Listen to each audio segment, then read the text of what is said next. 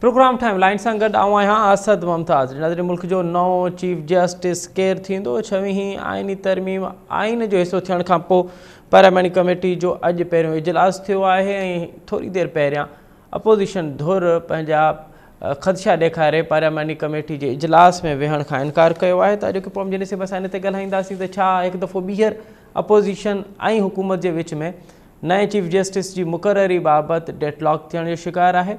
जे न त पोइ हुकूमत जी तरजीह कहिड़ी हूंदी ऐं अपोज़िशन जी तरजीह कहिड़ी हूंदी, कहिड़ा कहिड़ा नाला हुकूमत ॾिना आहिनि ऐं कहिड़ा नाला अपोज़िशन ॾिना आहिनि, छा इतफ़ाक़ थियण जा इम्कान आहिनि, इन ते बि ॻाल्हाइबो। ऐं इन ते बि ॻाल्हाइबो त छवीं आइनी तरमीम हाणे जॾहिं कानून जो हिसो थी वई आहे त सियासी पार्टियुनि जी हासिलात कहिड़ी रही, पीपल्स पार्टी खे ख़ासि करे इन मामले में छा मिलियो ऐं पीपल्स पार्टी छा विञायो, इन तमामु तर मामलनि ते ॻाल्हाईंदासीं। ऐं असांखे प्रोग्राम में जॉइन कयो आहे पीपल्स पार्टी जो मरकज़ी अॻवान ऐं अॻूणो सेनेटर जनाब सेनेटर ज्ञानचंद साहिबु, ऐं हुन सां गॾो गॾु असांखे जॉइन कंदो मुल्क जो मुमताज़ तजदीद निगार कॉलमिस्ट ऐं सीनियर सहाफ़ी जनाब मियां ताहिर साहिबु, ऐं असांखे जॉइन कंदो मुल्क जो मुमताज़ तजदीद निगार कॉलमिस्ट ऐं मुसनिफ़ जनाब सलमान आबिद साहिबु। साईं ज्ञानचंद साहिबु, अव्हां खां प्रोग्राम जो आगाज़ पिया कयूं। पहिरियां त इहो ॿुधाइजो त अव्हां केतिरा पुरुमीद आहियो त हीउ जेको थोरी देरि अॻु में अपोज़िशन जी धुर पार्लियामेंट कमेटी जे इजलास में वेहण खां इनकार कयो आहे, तोड़े जो हिकु ॿ राउंड अॼु थिया आहिनि, अव्हां केतिरा पुरुमीद आहियो त जीअं छवीं तरमीम पास थी आहे ऐं उहा आइन जो हिसो थी वई आहे त अपोज़िशन खे बि अव्हां मनाए वठंदो, राज़ी करे वठंदो नए चीफ जस्टिस जी मुक़ररी जे नाले ते? ॾिसो, यकीनन डिस्कशन्स थींदियूं ऐं ही पार्लियामानी कमेटी ठही इन जे लाइ आहे त चीफ जस्टिस जेको नओं मुक़ररु थिए उन ते हिकिड़ो थारोली उन ते डिस्कशन्स थियनि ऐं उन खां पोइ नओं चीफ जस्टिस मुक़ररु कयो वञे। उन में असां वटि ऑप्शन अवेलेबल हुजनि जंहिंजे करे 3 सीनियर तरीन जजिस जा नाला आया आहिनि। मूंखे ख़बर न आहे त अॼोकी मीटिंग में छा थियो आहे, कंहिं बाइकाट कयो आहे, न मुंहिंजी इंफॉर्मेशन में अञा ताईं विषय कोन आहियूं, पर पीटीआई जो जेको तरीक़ेकार आहे उहो इहो ई आहे त असांखे कंहिं बि सूरत में दुनिया जो को बि माण्हू बाक़ी सभु जेके आहिनि उहो क़बूल कोन आहिनि सवाइ इमरान ख़ान जे। इमरान ख़ान चवे हा त हा, न चवे त न, को दलील कोन्हे, का लॉजिक कोन्हे, को कुझु ॿुधण लाइ तयारु न आहे। सो ही पार्लियामेंट आहे, पार्लियामेंट जे अंदरि हिकिड़ो कमेटी ठही आहे, उहा डिस्कस कंदी। डिस्कस करण खां पोइ उन जा बि के रूल्स ठहियल आहिनि त 2/3 मेजॉरिटी सां जेको नालो रिकमेंड थींदो।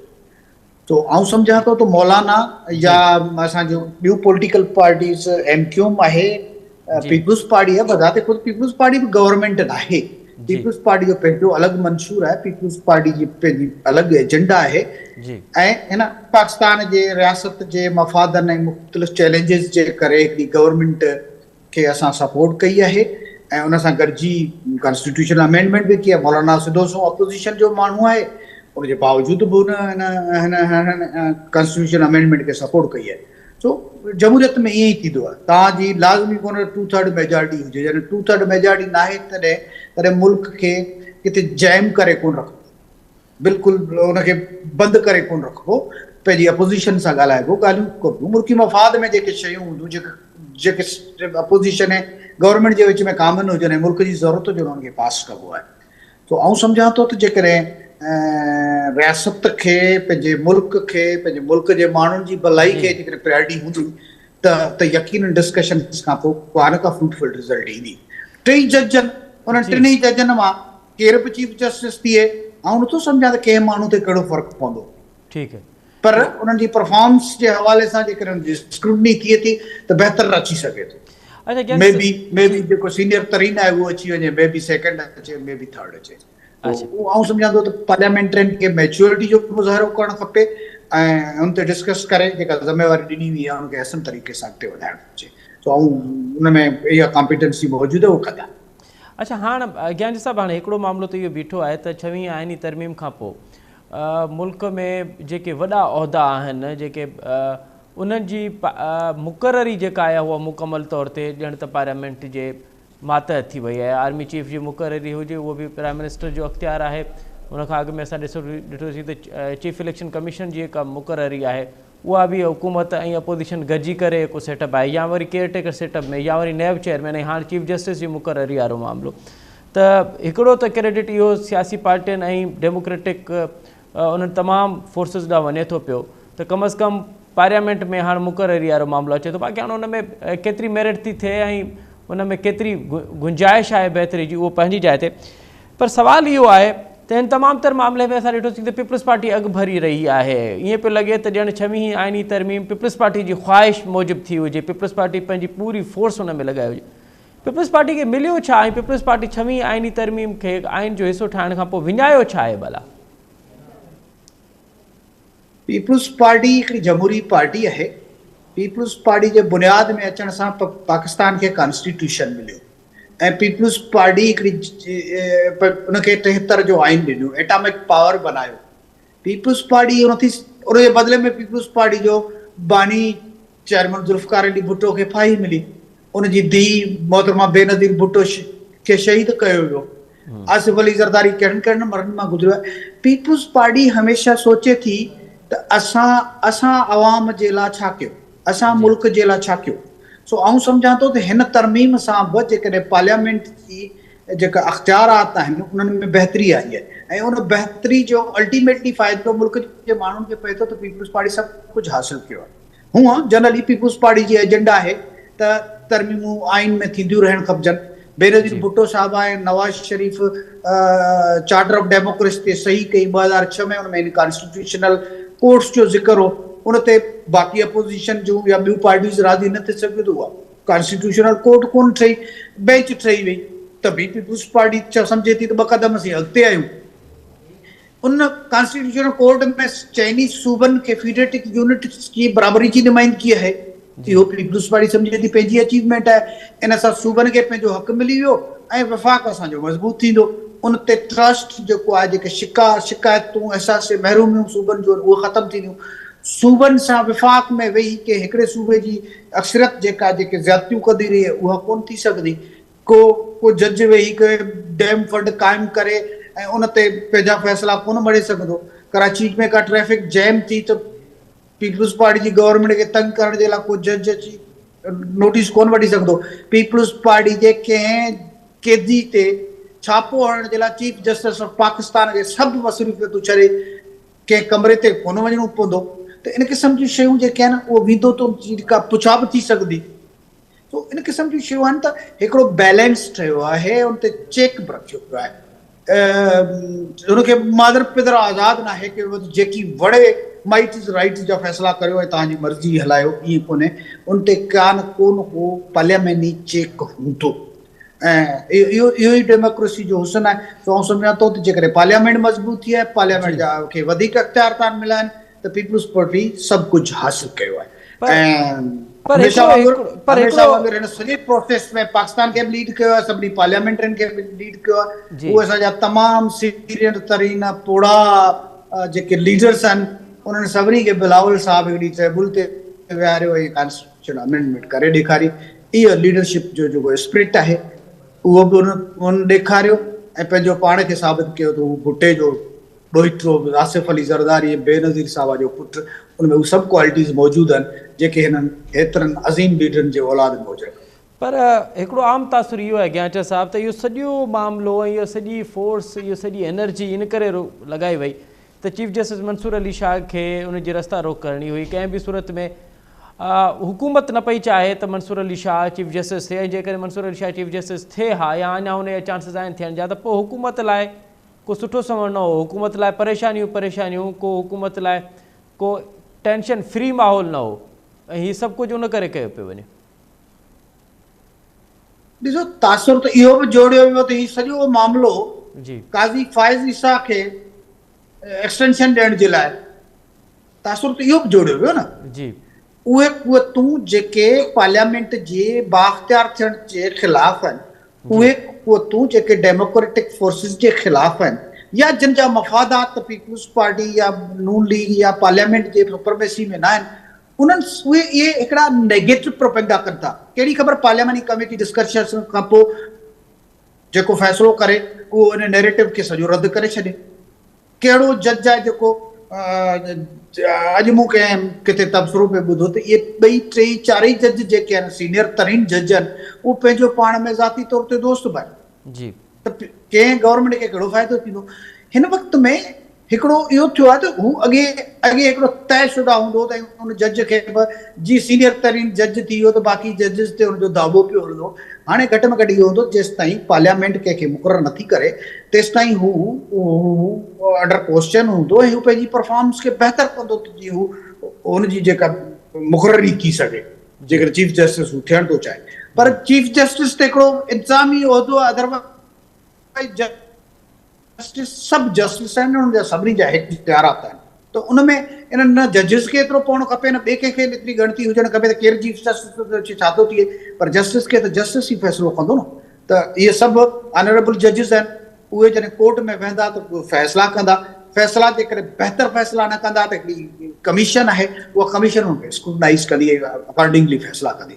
तो इन इन इन इन तरमीम सां हिकिड़ो बैलेंस पैदा थियो आहे, पार्लियामेंट जी सुप्रीमेसी पैदा थी आहे। पार्लियामेंट जेका बज़ाते ख़ुदि सुप्रीम कोर्ट खे जनम ॾिनो आहे, जे बज़ाते ख़ुदि मुख़्तलिफ़ ॿिया जेके कॉन्स्टिट्यूशन उहिदा आहिनि उन्हनि खे हिकिड़े कॉन्स्टिट्यूशन जे ज़रिए उन्हनि खे जनम ॾिनो आहे, उहा सुभाणे उन्हनि जी परवरिश बि कंदी ऐं उन्हनि में के ख़राबियूं आहिनि उन्हनि खे दूर करण जे लाइ बि इंतज़ाम कंदी।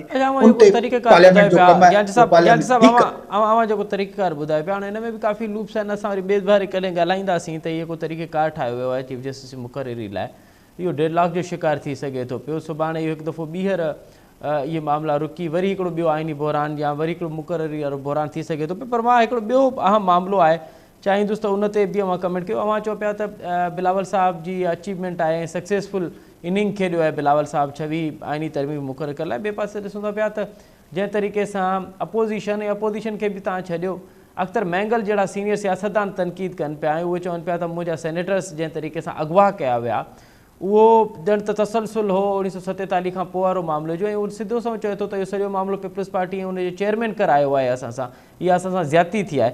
त हुकूमत में अवां न आयो वेठा, तनक़ीद अवां ते पई थिए, न सिर्फ़ु तनक़ीद इहा पई थिए त अवां इन तमामु तर मामले खे मिलीमेट कयो आहे, बल्कि तव्हां माण्हू अगवा कराया आहिनि, उहे सेनेटर्स अगवा कराया आहिनि। पीपल्स पार्टी जे खाते में कॾहिं बि तारीफ़ त आई कोन्हे। पीपल्स पार्टी जॾहिं सुठो कमु कयो उनजे बदिले में पीपल्स पार्टी खे का न का कंहिं न कंहिं इंतकाम जो निशानो बनी आहे। अहिड़ी तरमीम आहे जंहिंजो बलोचिस्तान बि सभ खां वधीक बेनिफिशरी बलोचिस्तान आहे। जेकॾहिं मैंगल साहब ॿ लफ़्ज़ इहे बि चई छॾिया त अहिड़ी तरमीम में जेको असां ते अहसान कयो असीं उनजा शुक्रगुज़ार आहियूं। त पीपल्स पार्टी बज़ाते ख़ुदि इन पोज़ीशन में कोन्हे, 2/3 मेजॉरिटी में पीपल्स पार्टी पंहिंजो पॉज़िटिव रोल प्ले कयो आहे। बाक़ी के पंहिंजी मर्ज़ी सां वोट ॾिनो आहे, न वोट ॾिनो आहे, जेको अॼु सेनेटर ॿाहिरि प्रेस कॉन्फ्रेंस वेठो करे उहो कल पार्लियामेंट जे अंदरि बीठो, अॼु बि पाकिस्तान जे अंदरि मौजूदु आहे, कंहिं बि असांजे लॉ एनफोर्समेंट एजेंसी जे हथनि खां परे कोन्हे। उहो कल वोट न ॾे हा, जेकॾहिं हू वोट न बि ॾे हा त जेको असांजे चेयरमैन जो वोट कास्ट थियणो हो उन वोट सां नंबर्स 2/3 मेजॉरिटी जा पूरा पे थी विया, कंहिं बि हिकु सेनेटर जे वञण सां को फ़र्क़ु न पियो पियो। पर ज़्यादा सां ज़्यादा तरमीम जेका आहे उहा पास न थी सघे हा न। इहो पार्लियामेंट जे अॻु कुझु बिल ईंदा आहिनि जेके पास थी वेंदा आहिनि, कुझु बिल ईंदा आहिनि जेके डिफीट बि थींदा आहिनि। इहो पार्लियामेंट जो हिसो आहे। असां कोशिशि कई उहा पास थी वञे, हुननि पंहिंजे ज़मीर सां वोट ॾिनो आहे न ॾिनो आहे। पार्लियामेंट जे हाउस जे अंदरि हू मुकमल आज़ादु हुया, जीअं हू हुते प्रेस कॉन्फ्रेंस करण वक़्तु आज़ादु आहे। प्रेस कॉन्फ्रेंस करण खां पोइ जेकॾहिं हुनखे डपु न आहिनि त उते पार्लियामेंट जे अंदरि हिकिड़ो ॾींहुं अॻु में हुनखे कहिड़ा डपु हुआ, जे हुआ बि सही त हू उहो ई बहितर फोरम हो जिते हू ॻाल्हाए हा।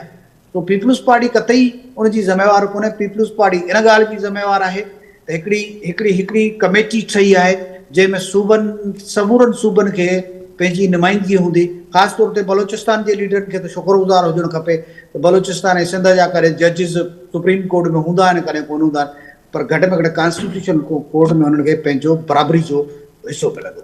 ज्ञान साहब इहो को सेनेटर्स जी अगवा वारो मामिलो आहे या सेनेटर जी गुम थियण वारो मामिलो आहे या हुनजे लॉजिस ते को गिरफ़्तारी वारो मामिलो आहे या का आहे, अवां हिकु सियासी कारकुन जे उन में इन अमल खे कीअं पिया ॾिसो? अवां सम्झो पिया त इहो न थियणु घुरिजे, हा इहो जेको कुझु थियो आहे उहो बहितर कोन थियो आहे ऐं डेमोक्रेटिक हुकूमत में इहो सभु कुझु थियो आहे? ॾिसो, जॾहिं पार्लियामेंट जे अंदरां गिरफ़्तारियूं थियूं त पीपल्स पार्टी जी लीडरशिप सूदो असां सभिनी वर्करनि उनखे कंडेम कयो। ठीकु आहे। ऐं असां असां हिन वक़्त में बि कंहिंसां बि ज़बरदस्ती करण खे कंडेम था कयूं, पर कोई कन्वेंस थी थो अचे त पोइ हुनखे कुझु कोन थो चए। ठीक है तो अवां चओ पिया त इहो अवां हिनखे कंडेम कयो पिया ज्ञानचंद साहब त इहो अमल जेको आहे उहो बहितर न थियो? चवां थो जेकॾहिं थियो आहे, जी जेकॾहिं हुननि सां का बि ज़ोर ज़बरदस्ती थी आहे त हुननि खे कल्ह पार्लियामेंट जे फ्लोर ते ॻाल्हाइणु खपे आहे। पीपुल्स पार्टी हुनखे डिफेंड करे हा त भई हुनखे जो राइट आहे त वोट करे न करे। वोट ॾियण खां पोइ जेकॾहिं प्रेस कॉन्फ्रेंसूं थियनि थियूं त पॉलिटिक्स आहे। इमरान ख़ान जी पार्टी बि मौलाना जे सां गॾु प्रेस कॉन्फ्रेंसूं कयूं त असांखे को बि इख़्तिलाफ़ कोन्हे।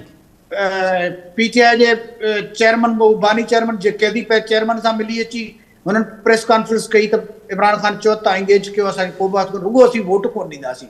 प्रिंसिपली पार्लियामेंटी कमेटी जे अंदरि बि हिननि चयो त हिननि बिल सां असांखे को ख़ासि हिन में कोई तज़ाद त नज़र कोन था अचनि, हिन में का ख़राबी नज़र कोन थी अचे, पर वोट जो फ़ैसिलो इमरान ख़ान कंदो। इमरान ख़ान चयो त असांखे वोट न आहे ॾियणो। मुल्क जे मफ़ादनि सां ईअं मज़ाक़ कबो आहे?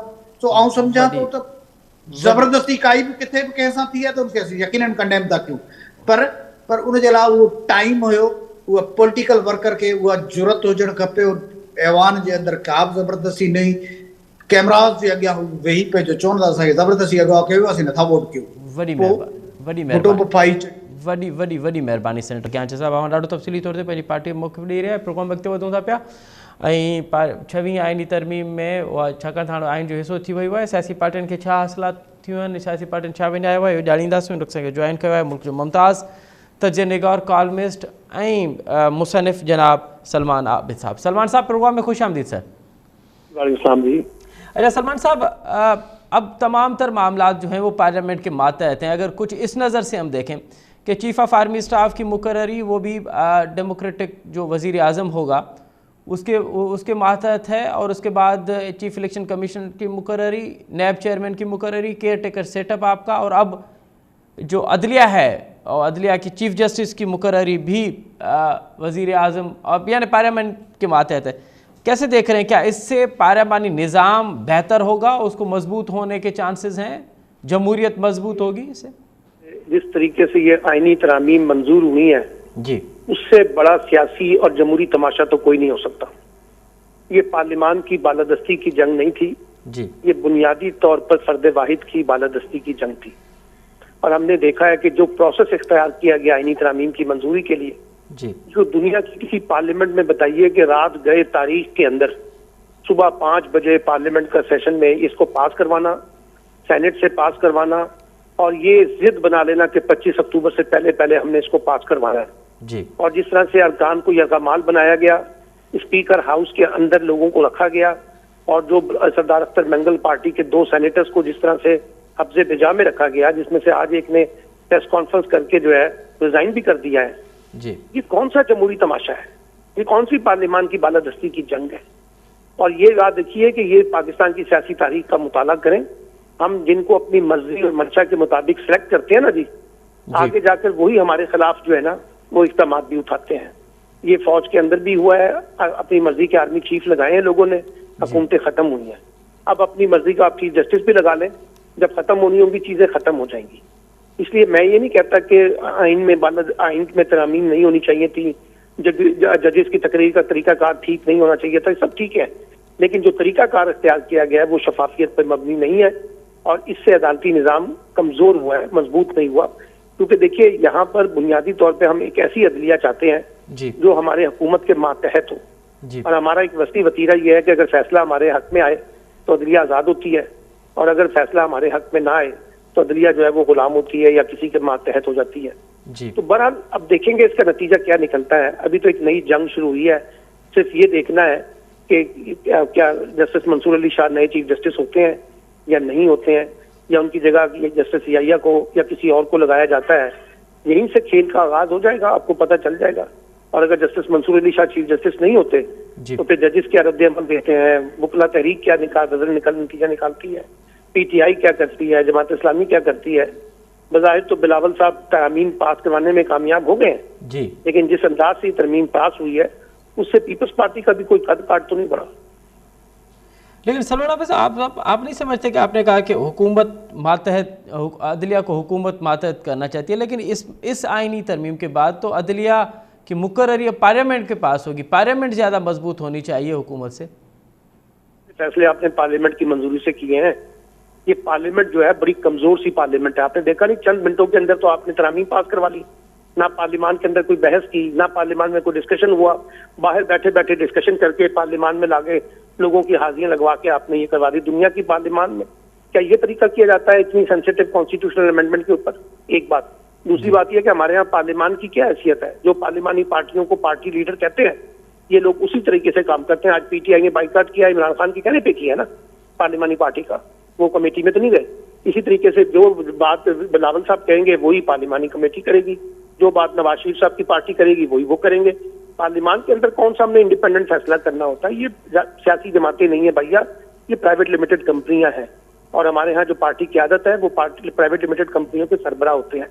इसलिए यहाँ इनसे ये तवक्को करना जी पार्लियामानी रवायात मजबूत होंगी, तो मेरा पहला सवाल ये कि क्या आईनी तरामीम करते वक्त पार्लियामान को एतमाद में लिया गया? क्या उनसे पर मशावरत की गई? कहीं कोई बहस हुई? कहीं किसी ने कोई अपना नुक्ता नजर पेश किया? कुछ भी नहीं हुआ। तो हम तो पार्लियामेंट को एक रबर स्टैंप के तौर पे चलाते हैं, हथियार के तौर पे चलाते हैं। अभी हमारी पार्लियामानी रवायात वो नहीं है जो बरतानवी पार्लियामेंट की या किसी महज़ब माशरे की होती है। अच्छा सलमान साहब, हमने देखा कि गुज़िश्ता 2 माह में अगर हम नज़र रखें तो मौलाना साहब की जो पॉलिटिक्स रही है वो भी बड़ी माना खेज रही है। एक हफ़्ता पहले तक मौलाना साहब कहते रहे हैं कि ये जाली मैंडेट वाली पार्लियामेंट है और इससे 26वीं आईनी तरमीम पास कराना आवाम के मैंडेट से ज़्यादती होगी, लेकिन फिर हमने देखते हैं कि वो खुद जो है बहुत आगे चल के इसको पास कराने के लिए कोशिश कर रहे थे। तो आप मौलाना की इस पॉलिटिक्स को कैसे देख रहे हैं? वो इक़्तिदार के खिलाड़ी हैं, बड़े शानदार खिलाड़ी हैं, अपनी इनिंग्स बहुत अच्छी खेलते हैं। अगले 2 हफ्ते में आपको मौलाना का सारा रंग सामने आ जाएगा। उनके साथ क्या डील हुई है, बलूचिस्तान में उनको क्या मिलता है, केपीके में गवर्नरशिप बहाल होती है नहीं होती है, बलूचिस्तान में उनको गवर्नर लगाया जाता है नहीं लगाया जाता, उनके बेटे को कहाँ अकामोडेट किया जाता है। आज खबरें आ गई थी कि उनके बच्चे को बाकायदा गवर्नर लगाने की बातें भी हो रही थी। तो ये सारा खेल समझ आ जाएगा कि मौलाना ने भी कहाँ मामला तय किए हैं। मौलाना जो है वो ये देखिए ना, ये लड़ाई जो सारी हो रही है ये किसी असूल और नजरियाती बुनियादों पर लड़ाई नहीं हो रही। ये कोई जमहूरियत और पार्लियामान की बालादस्ती की लड़ाई नहीं है। इस्लामाबाद में ताकत के मराकज अपने अपने इंटरेस्ट को बुनियाद बना के लड़ रहे हैं। उसमें मौलाना ने भी अपने अच्छे कार्ड खेले हैं, पीपल्स पार्टी के साथ, PMLN के साथ और PTI के साथ, और एक अच्छी बारगेन की होगी यकीनी तौर पर, तभी उन्होंने उनकी हिमायत का ऐलान किया। और ये चंद हफ्तों में पता चल जाएगा कि मौलाना की पार्टी के साथ क्या सलूक होता है और उनको क्या चीजें इनाम में मिलती हैं। सलमान साहब, इस तमाम तर मामले में हमें जो सबसे सर फहरिस्त पार्टी लगी वो तो पीपल्स पार्टी थी, कि हुकूमत से भी ज़्यादा पीपल्स पार्टी की ख्वाहिश थी और उसने अपनी एनर्जी भी लगाई, उसने फोर्स भी लगाया कि 26वीं आईनी तरमीम जो है वो पास हो और बिलावल जिस तरीके से एक्टिव रहे। क्या हासिलात क्या हुई, पीपल्स पार्टी को क्या मिला और फिर पीटीआई को उस तमाम तर मामले में क्या मिला और क्या खोया पीटीआई ने? देखें, पीटीआई को तो कोई खास चीज नहीं मिल सकी, लेकिन अलबत्ता पीटीआई को कामयाबी ये मिली है तो जो मिलिट्री कोर्ट बननी थी वो नहीं बन सकी है। तो इसलिए पीटीआई ये सब तक तो रिलीफ मिल सकता है कि जी जो फौजी अदालतें बनाने की बात थी वो नहीं हो सकी। बाकी बिलावल साहब ने क्या हासिल किया है क्या हासिल नहीं किया ये वक्त तय करेगा। लेकिन एक बात पीपल्स पार्टी की जो क़यादत है आज, जरदारी साहब और बिलावल भुट्टो साहब ये तय कर चुके हैं, उन्होंने पाकिस्तान की पॉलिटिक्स में एस्टैब्लिशमेंट की बी टीम का रोल प्ले करना है और एक अच्छी सहूलतकारी उन्होंने एस्टैब्लिशमेंट के लिए की है, आगे भी करना चाहते हैं। तो इसलिए पीपल्स पार्टी का डेमोक्रेटिक जेस्चर जो है उस पर बेशुमार सवालात रहेंगे और जिस तरह से तरामीम हुई है उस पर पीपल्स पार्टी को इक़्तिदार की पॉलिटिक्स में तो बहुत कुछ मिल सकता है, लेकिन डेमोक्रेटिक कॉन्टेक्स्ट में हमारी सियासत कमजोर हुई। सलमान साहब, बिल्कुल लास्ट में बताइएगा कि नवंबर का महीना आपको पॉलिटिक्स के हवाले से और फिर अदलिया के चीफ जस्टिस की मुकर्रर जो भी होती है उसके बाद वकला की यानी बार की पॉलिटिक्स आपको फिर कैसे नज़र आ रही है इस मामले में? मंसूर अली शाह चीफ जस्टिस बनते हैं तो फिर शायद वकला की तहरीक इतनी ज़्यादा अपना आगे कोई रोल प्ले ना कर सके, लेकिन अगर मंसूर अली शाह की जगह किसी और को चीफ जस्टिस बनाया गया तो फिर यकीनी तौर पर वकला तहरीक में जान बढ़ सकती है। और फिर नवंबर का महीना आपको कैसे नजर आ रहा है पाकिस्तान की पॉलिटिक्स में? नवंबर में मुझे लगता है ज्यादा कॉन्फ्लिक्ट ही होगा, लड़ाई होगी। अभी अदालतों में तरमीम चैलेंज होने जा रही है, फिर देखेंगे अदालत उसके साथ क्या सलूक करती है। हुकूमत को तो 8 जजेस के ऊपर इतराजात हैं कि वो पीटीआई के बड़े प्रो जजेस हैं, तो इसलिए कॉन्ट्रैक्ट तो बनेगा और अब देखेंगे कि क्या कॉन्ट्रैक्ट निकल के आता है, लेकिन बुनियादी तौर पर डिटरमिन करेगा नए चीफ जस्टिस की तकरीरी के ऊपर कि कौन चीफ जस्टिस बनता है। बहुत शुक्रिया सलमान आबिद साहब, साईं सेंटर ज्ञानचंद साहब जी वॾी महिरबानी। नाज़रीन, हाणे पार्लियामानी कमेटी जेके मुक़ररी करणी आहे नए चीफ जस्टिस जी, उन में हिकु पहिरियों डेडलॉक त हींअर खां ई शुरू थी वियो आहे। अॼु 8:30 वॻे हीउ इजलास ॿीहर थियणो हो। PTI यानी अपोज़िशन धुर पार्लियामानी कमेटी जे ॿिए इजलास में वञण खां इनकार कयो आहे। हाणे ॾिसूं था पिया त हुकूमत PTI या अपोज़िशन खे ॿीहर पार्लियामानी इजलास में